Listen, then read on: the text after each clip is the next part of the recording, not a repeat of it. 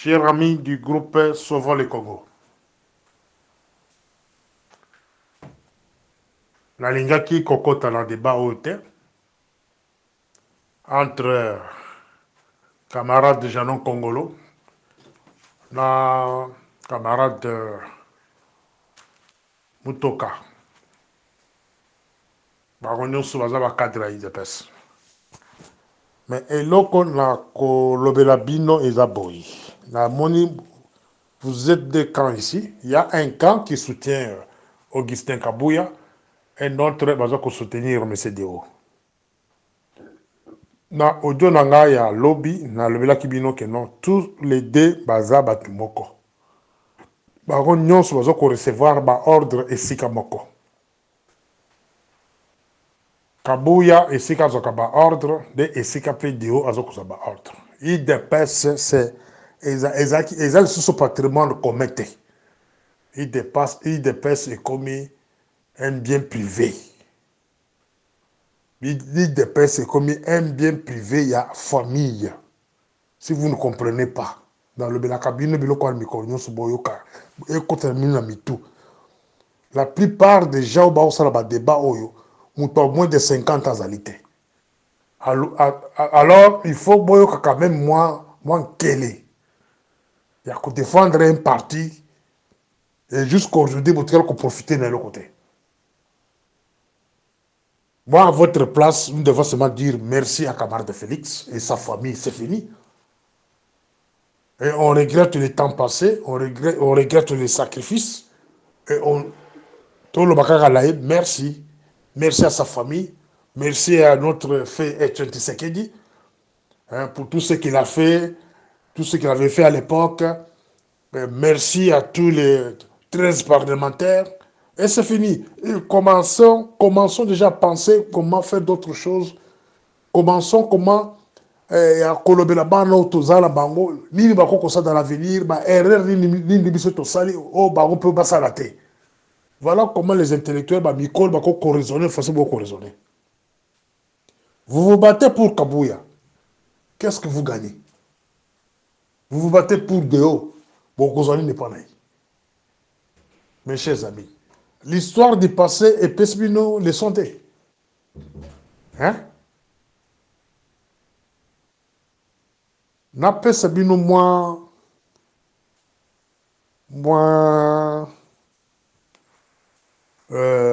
rappel bouquet. Afdel et Koti na Mokawana avec l'appui de l'IDPS. C'est l'IDPS qui a servi l'Afdel. A servi l'Afdel, l'appui populaire. Ce n'est pas un secret. Ils ont loko biso ngaina ba jano nyonso to apuyaka arrivé à Afdel. To yambaka bango kutu na balabala to kenda kozwa ngo na nzela po to kotisa bango là ba désiré Brilliance, je pense baza na kati ya groupe. To sepela entrer à Afdel. Sous instruction, il y a Bakozabi soit IDPS à l'époque. Afdel à Kota. Qu'est-ce que l'IDPS avait gagné à la tête de l'Afdel? Laurent Désiré Kabila, zone Saka et Tshisekedi na mboka naï. L'activité IDPS est suspendue. Après avoir appuyé arrivé de l'Afdel. Voilà le premier mauvais souvenir. Oh, yokola kisakeno, jeunesse à lobby. Avant d'appuyer quelque chose, posez-vous des questions. Intérêt na yo ezali wapi. IDPS, nous avons appuyé RCD dans Sun City. Pour que les Roubaix et tous ces gens-là aujourd'hui qui nous gèrent, basés sur la table de négociation, va reconnaître les Congolais et puis va continuer le gouvernement Union nationale. Et tout comme la Kinshasa, ils ont écarté Tshisekedi. La dynamique. Bazui Zadi Ngoma a remplacé. Mes chers amis, par exemple, mi pare wana na bato maïle, balingi qui va changer politique à IDPS.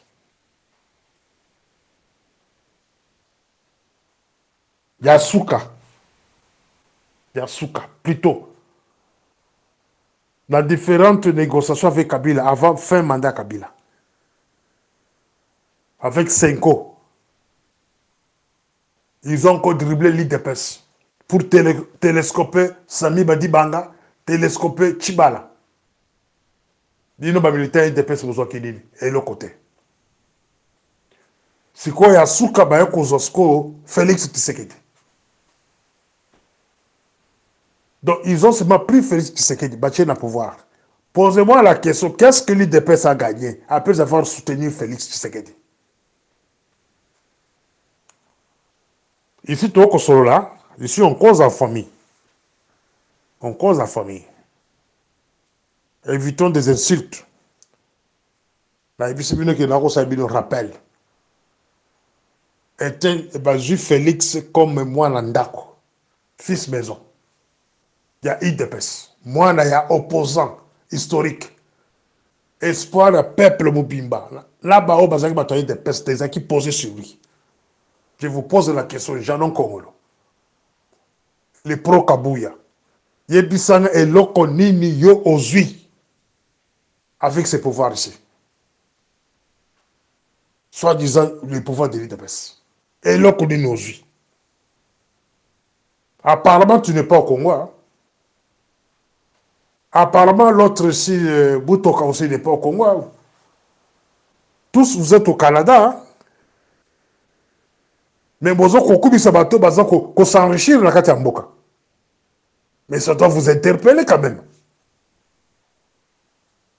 Pendant les 6 ans, ici, l'IDPS, soi-disant, au pouvoir, dites-moi le programme que l'IDPS a conçu, dites-moi le programme que l'IDPS a pensé pour les 5 années ou les 10 années à venir pour les militants de l'IDPS ou le peuple congolais en général.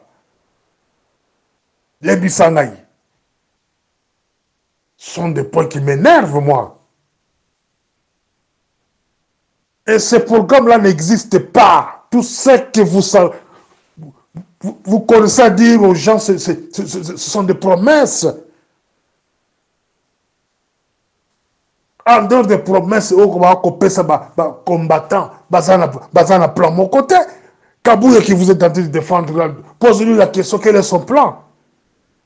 Quel est le plan de l'IDPS pour faire avancer le Congo? Quel est le plan de l'IDPS sur la jeunesse congolaise? Particulièrement la jeunesse de l'IDPS et Zali plan wana. En dehors des promesses, et là que nous sommes en Europe, ce peuple congolais. Donc ça sont des questions qui sont entre nous. Hein. Il faut comprendre que nous sommes des bololés à un niveau donné. Et nous continuons toujours à soutenir les gens. Au bazar, la souci de bien à mon côté. Aujourd'hui, j'entends par-ci, par-là, les gens parlent de la nouvelle constitution. Soutenons la constitution. Ça, c'est Kabouy qui envoie les gens encore des moutons. Babi Bumbafu ya s'abonner na bango, babi wele. Oh, soka telmi liboso na bango, non, soutenons la constitution. Bon, posez question. On vous a soutenu tout ce temps. Où est notre part? Kabouy a acheté des maisons, non? Il a des maisons partout. Est-ce que les combattants de l'IDP, ce sont des maisons, même des terrains vides, bazali nango?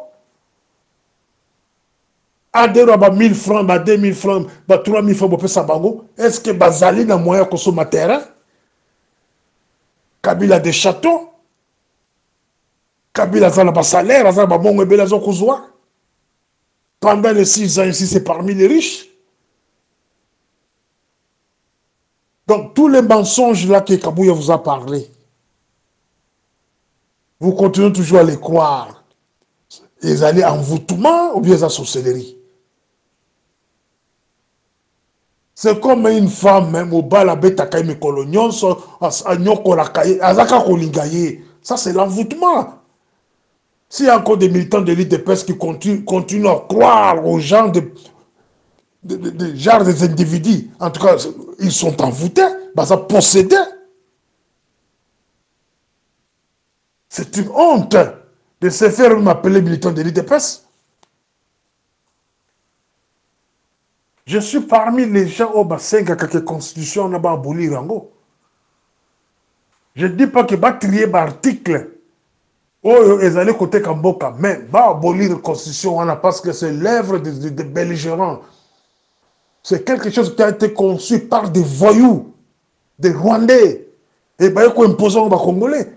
Je suis parmi les gens qui vont abolir la constitution. Ce qui tu sais que dans tel jour après serment, les jours suivants, lui qui a abolir le locaux. Ça allait être bon, mais ce n'est pas le moment où ça a bien qu'il abolir, qu'il changer la constitution. La crainte est que la constitution, on va dire que les des personnes appuyées. Ils ont la faveur de l'Abisso. La disposition, beaucoup ils ont la carte de la constitution, comme que non. Camarade de Félix, il a commis le pouvoir, on a coupé sur des personnes pour nous s'arrêter. La carte de la constitution, le but que non, dès qu'il a commis le pouvoir, on a payé ce bien de s'arrêter. Donc, c'est-à-dire qu'il n'a pas voulu vous donner du travail parce que la constitution l'a empêché de vous donner du travail. Il n'a pas voulu vous donner du travail parce que la constitution n'a pas prévu donc, que non, les plans de l'IDPS, on ne peut pas les mettre en marche. Mais aujourd'hui, vous voulez changer la constitution. Comment? Quels sont les articles que vous avez changés pour changer la constitution? La qui c'est bien en mais vous avez appuyé l'autre, vous avez batté. Na ebisi bien na audio n'a pas passé que non. Ce qui a salé constitution sika. Mais là, quand tu vas exclure le peuple, tu vas voter le soutien. Donc, va réduire le pouvoir, on va voter comme député. Mais au niveau de la présidence, c'est les parlements, les deux parlements qui votent. Bon, on est qui voter loko ils ont contre binomoko parce que lobby ba rwandais ba ko poster ba bimisi bango comme président. La qui se bien na audio n'a passé que là. Muto sala union sacrée c'est Roubero, Azaz Roubero, ils ont pensé à Azaz Roubero. Objectif c'est que écarter les partis politiques, les plus grands partis politiques, basés sur l'influence dans beaucoup entre autres l'IDPS la carte. Donc, décision, il y a des animateurs politiques, et là, prise la carte, il y a une union sacrée. Un groupe de bandits, un groupe de forceurs, on a union sacrée. C'est là où les animateurs ont non pas bimi sima, ba bimi na carte na ki moyen le quoi. Ba moni que le connaît réussir. Union sacrée ministre premier ministre, union sacrée ministre président Assemblée nationale, et ministre président Sénat. Donc, ils ont beaucoup de makasi. Qu'est-ce qu'il faut maintenant? Penser à la banque qui est Moussika.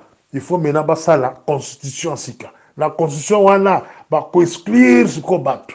Population, va voter le soutien. C'est le Parlement qui va commencer à voter. Le Parlement, et comme le col union sacrée. C'est là où le président de la République va nous Kobima. Si Robert postule en 2028 à Kobima, dans le Parlement, ce qui concerne va changer déjà. On va voter. Bon, beaucoup linga, bon soutenir, bon comprendre. Bon, tout na bango part na bino zawapi, intérêt na bino zawapi. Dans 6 ans ici, il y a bino ezali wapi. En dehors de promesses, ils n'ont rien à vous offrir, ezalité. Bah, offrir bino comme promesse la mensonge. Il faut être un mouton, un kibumbaf, un bololé. Vous devez croire dans la promesse, ma promesse, ya mbala oyo. Un homme qui est dans la classe, qui a la faculté de se faire à corriger les choses comme promesse. Voilà, c'était mon histoire. Un autre point que j'avais oublié, c'était le point de... Il y a des vidéos qui ont circulé, il y a des combats, il y a Laurent Sokoko, l'Angolais d'origine. Donc, dans l'analyse, na moni ke makambo na lobaka na bino peuple ekotaka ibimaka. Mais parmi vous, il y a quelques-uns bayokaka. Pe bachaka en pratique. Na ebisabi non par la passé. Le passé na ebisabi non que Barwandais batanga kamingi psychologie. A na université na biso babengi INISA. Ce que talibango la plupart bazaka la faculté ya psychologie, philosophie ou droit. Donc ces gens-là basi ba ebi comportement yaba quinois, donc peuple congolais en général. Province par province. Les clans de Robert là, dès bafani la présidence kuna. Ba ebi keno na Kasai to réseau la Kaboy. Nous sommes un peuple comme ça. Tous aboyés. Parce que comportement na biso. Na Katanga, les gens raisonnent comme ça. Na Kinshasa, les gens raisonnent comme ça.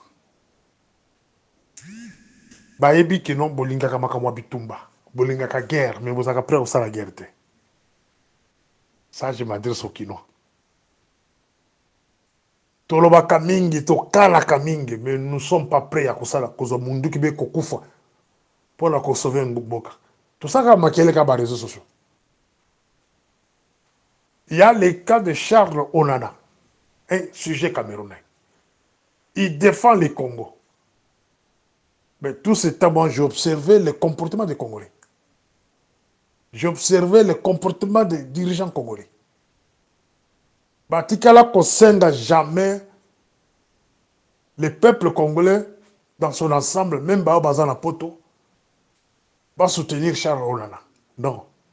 Bato va se sensibiliser de nouveau à Poto. Ils ont battu individuellement.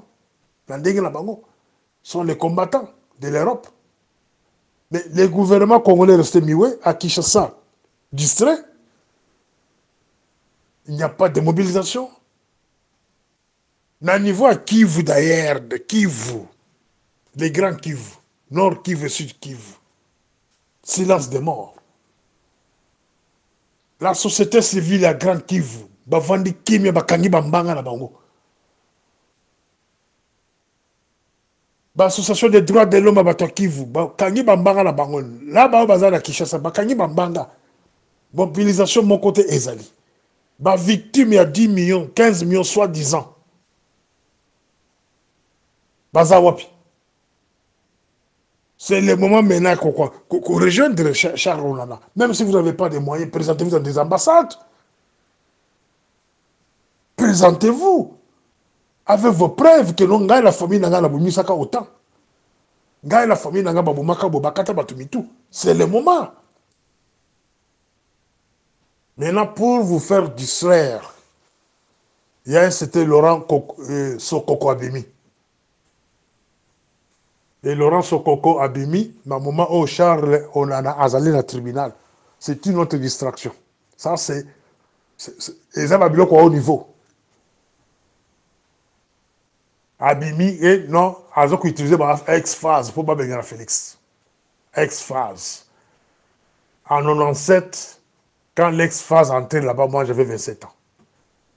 Baninga la biso ex-phase à période wana, le moins âgé, parce que 24 ans, 25 ans. Donc, si j'ai 27 ans, au Bakisina, na période wana, période wana, tu as déjà dans des 50 ans quelques. Moi, par exemple, j'ai 54 ans. Un militaire à 54 ans, Azate Kubunda. Un militaire à 54 ans, Azate. Abunda Kalisute. La plupart des ex-phases, Ebele Bakoufa, Obatikali, Basaje Mikolo, ils n'ont plus le temps de se battre. Ils n'ont plus de stratégie militaire. Armée. Armée, c'est la science. Il faut s'entraîner. Il y a des manœuvres qu'on organise après chaque 10 ans, chaque 5 ans. Un militaire doit s'adapter. Il faut être Minduki Asika. Parce qu'un militaire, il ne se comprend pas. Alors, si vous comparez Laurent Sokoko, Biloko Akoloba, Bozui, Kissa Mananga, c'est la même chose. Tout le monde loyenge ya Kirsa Malanga bamususu bapentaka vie babuma bango bamususu bakangama ti lelo muntu amema Kirsa Malanga na mboka wana boyebaka ye muntu amema Kirsa Malanga na mboka wana entre autres baza kosoupçonne bazaki na aner kuna mutu anera oyo tokolongwa nani Daniel Lusadisu bato na ye nde bamanipulaka garso wana akende kosala biloko asalaki wana objectif ezalaki ya kobengisa garçon wana oyo mosusu soki Jean-Jacques Wendo. Les Rwandais n'aiment pas voir les gens ya mayele oyo batikali libanda ya mboka ou bien na kati ya mboka baexister. Ils ont déjà procédé ya koboma babumi déjà bato ya mayele bato basage ya mboka bamoinde simba baEtienne Tshisekedi bakiunga Kumanza bakitenge Yesu tous ces gens là sages oyo bazalaki na mboka bamikolo balinga mikolo babandaka kolobela mboka ils ont procédé ya koboma bango baye kokotela bakite banani bametre Mukendi bamonseigneur Mulumba tous ces gens là sages babumi bango bamosusu bakimisa bango na mboka wana bafrançois Beya bakima mboka wana. Ça c'est le plan rwandais, éliminer tout celui-là qui est intelligent et rester avec des bololés ko manipuler bango parce que bango ba bololé balingaka kolia kosoma bandako kosala ba lix tombe kotanga mituka cher bango na ka venir te et plus tard bakoboma bango na mboka wana. Les Rwandais ils sont là kokosela bato bakambo kokangisa ba généraux banani tout ça baza la plan ya ko exterminer kosilisa bato bayele siko bamoni ke bato bazo ko constituer danger pour la bango pour la plan na bango la plupart baza libanda il faut que sukula bato wana pour la kusukula bango il faut toujours venir avec des mensonges du genre ya que non il y a la guerre il y a un mouvement rebelle des personnes qui sont bango sentimental bazali parce que un peuple qui nous a très sentimental akokoya na kati ya mutambo na ndenge ya Kirsa Malanga boyibi boni bakufa sima Kirsa Malanga ah naza ko interpréter hein? J'interprète, je ne confirme rien ici. C'est l'interprétation selon mon ça. Azali ko interpréter que rôle oh nani Laurent Sokoko aza ko jouer n'est pas différent na rôle oh Kirsa Malanga joué. Et puis dans la question de comment les Rwandais ont exterminé beaucoup de gens intelligents, il y a Maïla Kata Mboka et les lois comme Koluka Babeng so ya Libana ba zonga bazwa ba ngope bien. Na sens on a kolobela. Balingi nde ba identifier ba ex-phase baza place ni. Na sens on. Ba ex-phase baza ko identifier ce n'est pas n'importe quel ex-phase. Baza ko identifier ba to Maïle les commandos oyo babatama parce qu'un commando même s'il a 50 ans 60 ans réflexe est comme ça là ata soka ko bundate mais il peut faire quelque chose ba kuluka bato ni wana ceux qui basent déjà dans la vie de Kinshasa ou bien basent dans la vie de Kinshasa ba kolokota bango ya sans wana bref ba mouvement mosusu bokota na loyengete la première audio première vidéo na ye alobi lango contre Nanga. Non, alobi kaza na Nanga. Asa contacté. La deuxième, asa contre Nanga. Allez-y comprendre. Il y a Bala Ouzawapi. Vous allez libre, hein? Moi je vous parle, moi, de ma nature. Je n'aime pas la rébellion. Je n'aime pas la rébellion. Parce que la rébellion, c'est toucher le sang des autres. La religion, on a qu'on pratiquer, bah, pékin si biso kosima makila, direct. Na koki kosima makila. Parce que vous serez jugé un jour. Pour ce sang-là. Moutonyo sa okoboma lelo ayeba ki bako jugé pour la yango. Moutonyo sa okoboma. Oza la service nini. Pouvoir oba pesio. Mais oyebi ke osobomi batomi bale misato. Yeba ke makila wana ekozala sur tes enfants. Makila wana ekozala sur tes petits enfants. basi na bino bakozwa ba malade moko oyo bako kozwa guérison te. Ba cancer ya ba matrice yo moko peut-être na ba 70 ans uzana ba cancer à cerveau, ba tumeur, sont des maladies de rancune. Maladie de rancune, l'esprit de rancune et de vengeance et utaka na makila. Pour tout na bato basala mystique bako expliquer bino. C'est quoi l'esprit de rancune, c'est quoi l'esprit de vengeance et utaka na ba esprit ya bato bo koboma. Remarquez tous les patrons ya ba service ya renseignement militaire ou civil, la plupart bakufaka mabe. Bakufaka mabe. Pourquoi? Makila bato o bakufaka. Et bien la vengeance, et puis vengeance en zamba autorisé salema. Donc là on conseille bato, là on conseille bino ba aventure mususu boko takate. Yo comment la keza rébellion solo mais ba ko lokande bazwa bino. Faisons pression sur notre camarade Alungo na maboko ba Rwanda, c'est tout. Et lokoya Charles Onana oyo soki biso so telmi comme un seul homme. Donc libérer mboka wana. Bato abayele boyokaka bien. Soki biso nyonso totelemi lokola mutu moko to soutenir Charles Onana a gagné combat oyo. Tribunal spécial ekozala ouvert na mboka wana. Tous les anciens criminels bakokaka bango. Tous les anciens criminels oyo bakimeli na kati ya cabinet camarade de Félix, oyo bakimeli na kati ya Sénat, oyo bakimeli na kati ya Parlement. Oh, lelo bazati d'armée, bazati de service de sécurité, boutique bango. Ce qui est totalement comme Bachar Olana, la vérité, qui a tué les 10 millions, 15 millions de personnes au Congo. Batoine bazala Kinshasa, batambola kaboyibi bango. Et la plupart parmi vous, vous avez peur de citer le nom de Rouberois. Vous, les gens là qui parlent là, Kinshasa là-bas, même sur les réseaux sociaux, vous avez peur de citer ces frères de Bijima, de Galambe, tous ces gens-là qui ont pris des armes pour tuer les Congolais. Pourquoi? C'est là que je trouve que vous êtes complices aussi, vous les Congolais. Na pointa kabino bisapine bino botala ennemi na bino, votre premier ennemi.